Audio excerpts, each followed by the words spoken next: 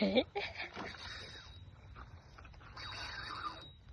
บ็ดพังกันไม่ได้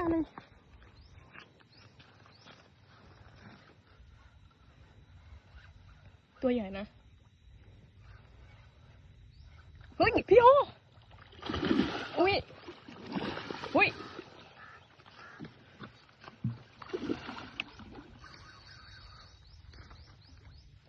ไม่ใช่หลุดหรอเนี่ยนอน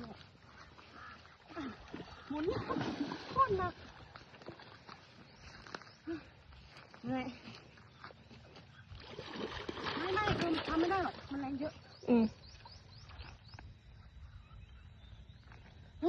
เราจะกินมันจริงๆเหรอใช่โอ้ยตัวเสริมมันน่ะ RIP เอามาใส่ในถังก่อนเอาใส่ไงอ่ะเหนื่อยใจเย็นขอโทษหนักเต้นตึงๆเลยติดที่